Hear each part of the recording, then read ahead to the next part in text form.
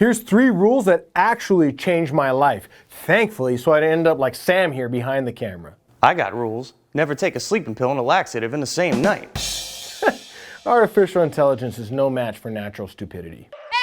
Joining us is my man, Keala Kanae. Keala Kanae, he takes entrepreneurs on a journey to grow their business. Rule number 1 is responsibility, and I'm not talking about doing your duty or being dutiful. I am talking about taking 100% ownership for our outcomes in life. I used to be one of those people like most, where I blamed all of my shortcomings on something else out there. I didn't have what I wanted in life because the economy was bad, because I had a stupid boss, because my coworkers sucked, because the politicians got it wrong, because the comp plan was bad, because I didn't have the right upbringing, and on and on and on that list went.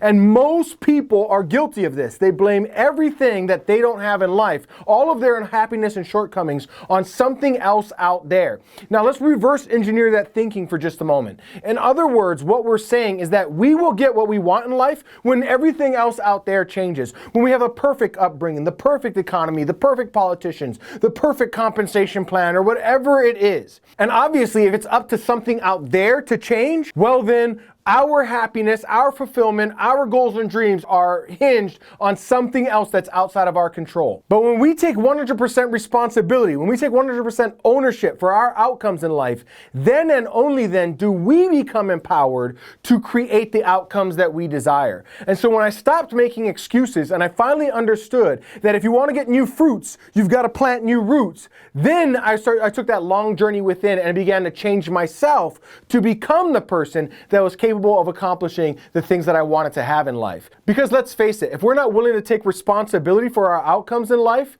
then how can we change something that we won't first take responsibility for in the first place? Number 2 is having and maintaining a balanced perception on life. Most people live inside of some fantasy that life is supposed to be always good, never bad, always pleasurable, never painful, always positive, never negative. Yet not a single person throughout all history, all time, has ever been able to live a one-sided life. That's because both sides of life are necessary. In the universe, we see duality everywhere. For every right, there's a wrong. For every up, there's a down. For every left, there's a right. For every top, there's a bottom. So on and so forth. We live in a universe of duality, but as human beings, we expect to have a one-sided life in order to be happy. Those who have a fantasy about having a one-sided life tend to attract a nightmare, challenges into their life, because nightmares are designed to wake us up to our fantasies to begin with. So knowing and understanding that life is always going to give me both sides gives me the gift and wisdom to understand that nothing that I'm experiencing is good or bad. It's both. When I'm experiencing challenges, I'm going to ask myself, well, what's the upside to this? What can I learn from this? Where can I do better as a result of this?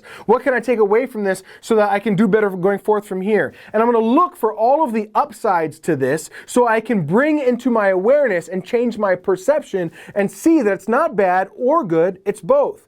When something is going really good for me in life, I'm not going to get overly elated or overly prideful, because there's a reason that they say the pride before the fall. So I don't want to get wrapped up in myself and start thinking that somehow I have the Midas touch all of a sudden and everything I do is going to turn into gold, because that's how most people end up failing. They forget what worked in the first place. So nothing is good and nothing is bad. It's both. For every blessing, there's going to be a curse. For every curse, there's a blessing. For every downside, there's an upside. For every upside, a downside. This allows me to stay poised, not poisoned. Magnetic, not manic. It allows me to stay calm in the midst of the storm. And if you're going to go out and create a life that most people only dream of, best believe there are going to be storms. Because the things that challenge us are the things that change us into who we need to become in order to create what we want in life. And if you're going to go after something big and courageous that most people just aren't going to accomplish, then understand that you're going to attract challenges and obstacles that are greater than most people have ever had to face. And if you don't have that balanced perception to get you through it,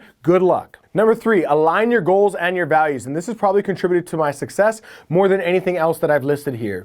And this comes from a field of study known as axiology. And through axiology, we can explain then why it is that so many people say that they want to achieve something, but then when they try to go and do it, they suffer procrastination, hesitation, self-sabotage, overwhelm. It explains why some people say one thing but end up doing another. See, through axiology, we can observe that every human being has a hierarchy of values. The things that we value most in our life down to the things that that we potentially don't value at all. And these values will dictate how we utilize our resources. Our primary resources that every one of us has at our disposal every day is time, energy, and money. However we invest our time, energy, and money will ultimately become our destiny. So here's a couple of simple examples. Let's say on one side we have a person who wakes up every day and the first thing that they start thinking about is their business's projects, the people in the business, the challenges that the business is facing, all the tasks that they have to accomplish in the business. And then on the other side we have somebody who wakes up every day and the first thing that they think about is their children's well-being, their health, their education, their after-school programs, so on and so forth. Well, then we could easily say that this person has a high value on business and this person has a high value on their children. Not good, bad, right, or wrong. Now, we can also then observe that their time, energy, and money is going to be spent in direct proportion to their values. The person who has a high value on business is going to spend most of their time, energy, and money making sure that their business is a success. Just like the person who has a high value on children is going to spend most of their time, energy, and money in making sure that their children are a success.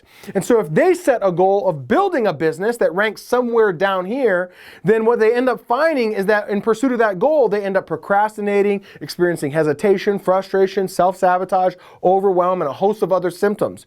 Because everything that ranks above that goal is going to chew up their resources first. And so no time, energy, and money ever makes it to actually building their business long enough for them to actually see success. Same with the person on this side. If they're building a business and they set a goal of getting to the gym and getting in shape, well, they might find that they end up procrastinating or hesitating or frustrating or self-sabotaging or whatever it is.